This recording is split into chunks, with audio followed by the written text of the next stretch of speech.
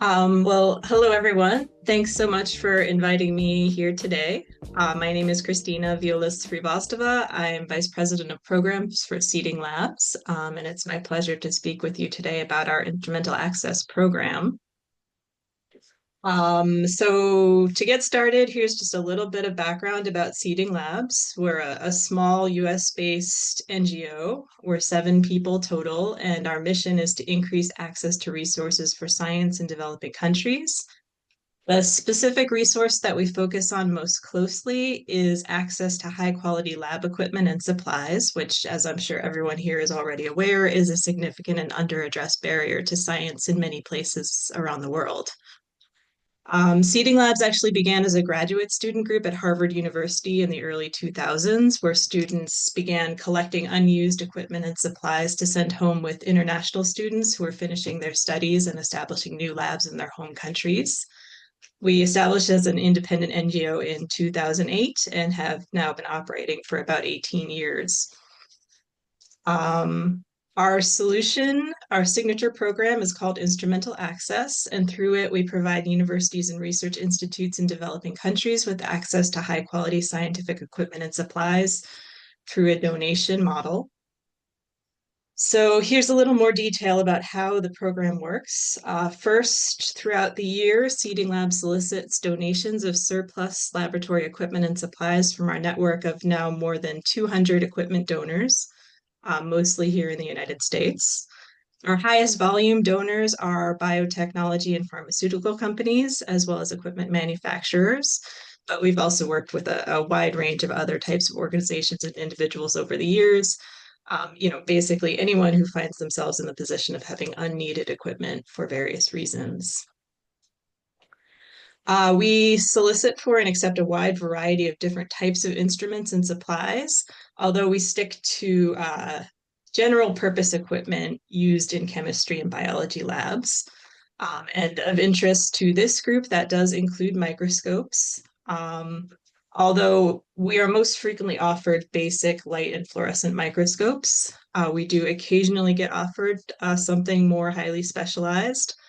And we make the decision about whether to take it case by case, based on whether we think we can place it and whether we think we can transport it and deliver it safely. We accept donations of new and used lab equipment, glassware, and consumables. Donated equipment and glassware can be either new or gently used as long as it's in good working order. And consumables are always new and in full unopened cases. All equipment donations are received, inventoried, checked for quality, and stored at our warehouse near Boston in the northeastern United States until they're selected for a shipment. And sort of in a parallel process, we carefully select and vet our awardees, the institutions who will receive the equipment. We have an open application process that I'll say a little bit more about in a minute. But what we're looking for are universities and research institutes in developing countries who, first of all, have a need for the types of equipments that we can supply, and in the quantities we can supply it. So we work at the scale of a full shipping container rather than an individual instrument.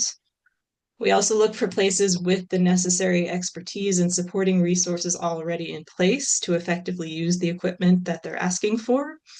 And we look for groups who have the administrative support to work with us on what can sometimes be a fairly complex import process and sort of see the whole process through. So once accepted into the program, our awardees have an opportunity to shop in our available inventory during a specific 3-week period to choose the items that will comprise their shipment. During this time, awardees have access to everything that we have in stock through an online shopping portal, and they choose the items that would best support their specific needs for research and teaching. They choose enough equipment to fill a 20-foot shipping container. Then once we've agreed on the contents of a shipment, awardees pay a cost share. We call it a program fee. The current rates are in the range of $27,800 US for most countries, which is about 1/3 of the total cost of the shipment to us, but a small fraction of the typical value of the contents, which is typically in the $300,000 to $400,000 US range. During this time, we also work together to review import requirements and make sure all of the required paperwork is in place. This is different for every country, but we figure it out. And when everything is in order, we pack and ship the equipment at our expense via ocean freight. When the equipment arrives at the nearest ocean port, the awardee clears customs and brings the container to their campus. And after that, the equipment belongs to the awardee and it's theirs to use for research and teaching.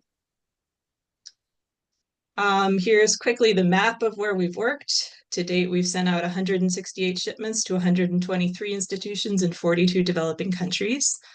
And because you all are in Cairo, I'll mention that we are hoping to add Egypt to this map very soon.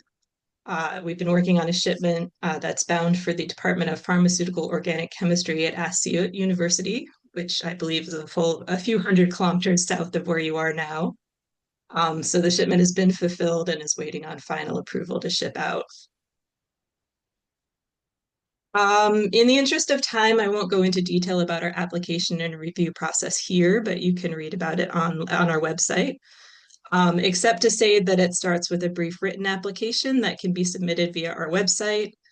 We review applications at least quarterly and accept them on a rolling basis. And again, just please see our website for more about eligibility and process. And then finally, just a little bit about impact of the program. The impact that matters most to us is that our equipment enables awardees to make progress towards their own goals for research and teaching and capacity building, whatever those goals might be, and usually there are many at each institution. That's hard to measure, but also what we're really here to do. I'm sure it won't come as a surprise to anyone here that NGOs also love big numbers, though, so here are a few of ours. Our equipment has been used by 223,000 undergraduate students, almost 5,000 graduate students, and 3,500 researchers. It's also been used to help win at least $17 million in new research funding, and that's almost certainly a drastic underestimate. Our awardees report that the equipment has directly enabled new types of research, given them a reputational boost, and vastly increased student access to equipment for research as well as practical teaching sessions. And finally, here are two quotes from awardees. This one is from Dr. Dativa Shilla, who's an environmental chemist at Dar es Salaam University College of Education in Tanzania. And Dr. Robert Paulino, who's an infectious disease researcher in the Dominican Republic. So if you have any questions, please contact us. I know the application at email address that's on here looks generic, but I promise that we have a staff member who reads and responds to every question about the application process.